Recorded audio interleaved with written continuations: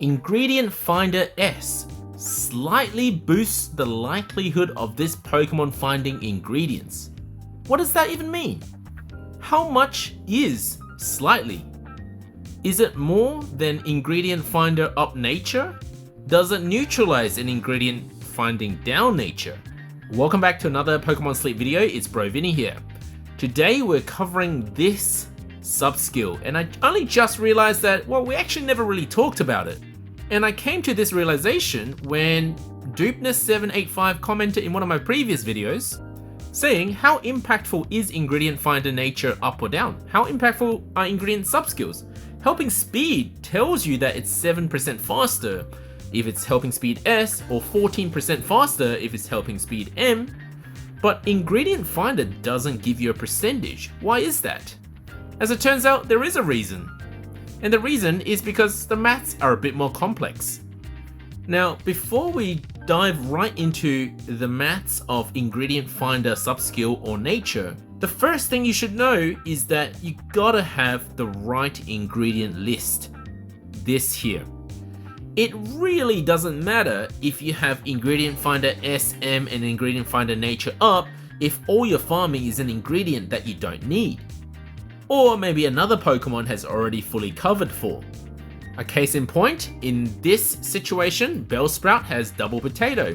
That's great, even with Ingredient Finder S, excellent. But Bellsprout can also get leaks. As you can see here, it is a level 60 unlock only, but it can get leaks. So the question of which one is the correct ingredient list depends on, well, what kind of teams have you built? What kind of Pokemon do you already have to cover those ingredients? For example, if you have a Golem that does potatoes at level 30 and level 60, we'll call it a double potato Golem, then it doesn't make sense for you to also invest in a Victory Bell that has double potatoes. On the other hand, if your Golem has Mushroom at level 60 and Potato at level 30, well, we have to think about the long term, because at level 60, there's only a 1 in 3 chance of it dropping Potato, if you look at this sort of ingredient list here. And yes, it will drop 4 potatoes, which is still nice, compared to only 2 beans. Still, by the time you reach level 60, you're not going to get as much potato from the Golem, which would make a level 60 Bellsprout that has potato, well, relevant to your team building. But if at level 60 you already have a double potato Golem, maybe something like a Leek and Potato Victory Bell would make more sense. Or if we take a second scenario, let's say I invest in this Bellsprout and I have double potato by level 60, then I don't really need a Golem to also do potatoes. And let's say I also don't need mushrooms because, hypothetically, I might have double mushrooms on a Gengar, which I don't actually have, so let's just assume that this is mushroom. Then I don't actually need a Golem at all. Or I can just have a Golem that really just focuses on beans. So having the right ingredient list depends on what kind of team members you already have for certain ingredients. And I'd say that if you generally have a mix of different ingredients in a Pokemon in an ingredient specialist, then for your other sort of new ingredient specialist, you probably want a mix just to balance things out.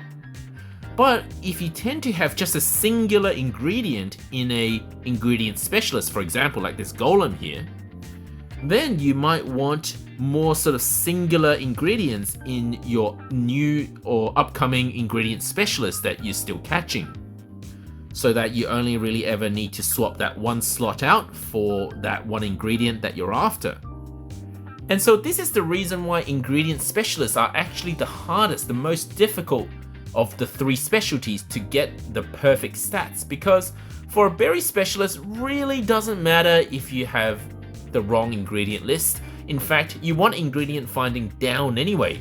And for some people, they just run the berry specialist with berry finding S at max inventory so that it's always sneaky snacking, so it never farms ingredients.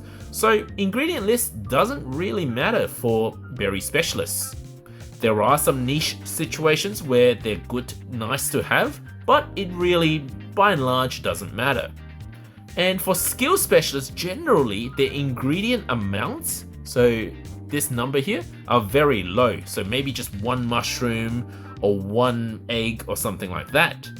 So another reason why it doesn't really matter for skill specialists to have the correct ingredient list unless you're just trying to unlock a specific ingredient, with the exception of the Slowpoke line, and that's because Slowpoke tail currently can only be farmed by the Slowpoke line. Yes, it can be farmed by Ditto, but that's at level 60. So any Slowpoke that doesn't even have a Slowpoke tail at level 30 is pretty much straight to the bin. But unfortunately, as you can see, for a skill specialist, you don't get very much ingredient drops at all. You only get one Slowpoke tail. And even at level 60, it would only be ×2. Whereas Ditto can farm Slowpoke tails as a ×3 at the level 60 slot, because Ditto is an ingredient specialist. So back to ingredient specialists, not only do you have to pass the hurdle of having the correct ingredient list, you then need to look at the subskills and nature to see if it's good enough to invest, making ingredient specialists the hardest to get the perfect stats. So back to the original question from Dubness, what does slightly even mean? And why does the game choose to tell us this subskill in such an ambiguous way? Now, for all of the maths in the following part of this video, we're going to base it on the Rainen X calculator. I'll leave a link in the description below. Now, in the info page of the Rainen X calculator, you'll actually find a better description for each of the subskills. But again, let's focus on the main one that we're talking about today, Ingredient Finder S here, and pay attention to this number here, and Ingredient Finder M, which is this number here. Now, unlike helping speed, you can't simply just multiply the ingredients by 1.18, and that's because Ingredient Finder affects the ratio, whereas helping speed just affects the speed. So the reason why the app won't tell you what this number is because it confuses people. Think of it this way, helping speed increases both berry production and ingredient production. So berry production up with helping speed, and ingredient production goes up with helping speed. Whereas Ingredient Finder, what happens is your ingredient production goes up, but your berry production actually goes down. So if the app were to say there's an 18% increase in ingredient production, that would confuse a lot of people, because actually it's doing harm to your berry production. And the reason is this multiplier works on the ratio between berries and ingredients. Okay, so what do we do with this number? Well, first of all, you gotta know about ingredient rates. And I've talked about this in my other video where Slarking has a huge ingredient rate, whereas Gengar and Slowking have some of the lowest ingredient rates. And what an ingredient rate means is that every time your Pokemon does choose to produce something, there's like a 15% chance for one of these Pokemon to drop an ingredient, and then in comparison, there's a 33% chance for Slarking to be dropping an ingredient.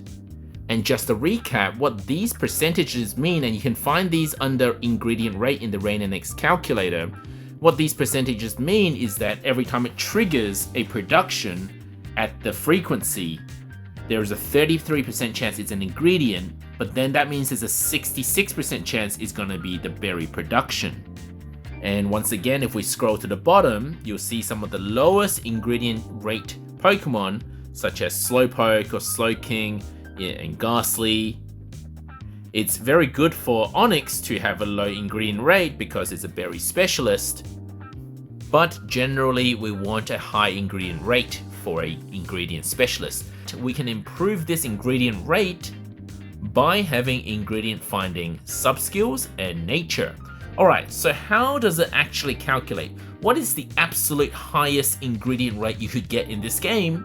And what is the absolute lowest ingredient rate you could get in this game? So the way that the game operates is that ingredient finding nature is a 1.2 ratio, so a 20 ratio, 20% ratio. whereas ingredient finder S is a 1.18 ratio or 18% ratio, and ingredient finder M is a 1.36 ratio. But if you have both ingredient finder S and ingredient finder M, you can add these two numbers together. If you also have ingredient finder nature up, then you can multiply the nature by the subskills. So let's take slarking for an example. Not that we should be using slarking for ingredients, but let's just take the absolute limit of ingredient finding in this game, 33%. So 33.81% as is ingredient rate. So let's say the slarking has ingredient finder S and ingredient finder M, and the addition works like this. It's 1 plus 0.18 plus 0.36. And let's say that it also has ingredient finder nature, then you times again by 1.2, it becomes a 62% chance of getting ingredients. So in other words, unlike most other Pokemon, most of the time the Slarking will be dropping ingredients 62% of the time. That means 38% of the time it's dropping berries. Admittedly, that was a bad example to take because we shouldn't really be using Slarking as an ingredient specialist. It doesn't drop enough. It drops like 1 or 2 or 3 at a time. As you can see, unlike ingredient specialists, which can drop times 5, times 7, times 12 ingredients, Slarking can only at most drop 4. So even if it drops at a high rate, it doesn't make sense to use Slarking as an ingredient specialist. So let's take another example. Let's go for Golem, 27.9. Let's just say 28% chance of getting ingredient as a base rate. If it had the perfect ingredient stats, it would have a 50%, like 51, let's say 50% chance of dropping ingredients. So half the time it's producing times 4 potatoes or times whatever ingredient list you have, or maybe it's times 7 beans, times 6 potato, whatever it is, 50% of the time it's dropping that much. Alright, now let's take the other extreme of an example, Gengar. A lot of people run Gengar because it's fast, but it has one of the lowest ingredient rates at only 60% at base. What if you had a Gengar that had ingredient finder down? Now thankfully there's no such a thing as ingredient finder down subskill, only ingredient finder down nature. So if it had an ingredient finder down nature, that 16% becomes about 13%, which is from abysmal to very abysmal. And let's take one more example. A lot of people might have a problem of deciding whether ingredient finder S is neutralized by ingredient finding down. Well, it does. In fact, ingredient finding nature down more than compensates for an ingredient finder S. It makes it worse. Because remember, ingredient finding nature is a 1.2 multiplier, whereas ingredient finding subskill is only 1.18 in comparison. So if I were to invest in this Geodude, I really want to be subseeding this to make it 1.36 as the multiplier. Then it does compensate more than what the ingredient finding down nature does. And of course, don't forget that once your inventory limit is reached, your Pokemon can no longer farm ingredients. So it doesn't matter how high your ingredient finding rate is, which is one of my main arguments for still wanting berry finding S on my ingredient finders, is that once it reaches inventory limit, I mean look at Absol. Absol has a carry limit of only 14, but if you actually look at its ingredient list, there's a potential for it to drop 12 apples.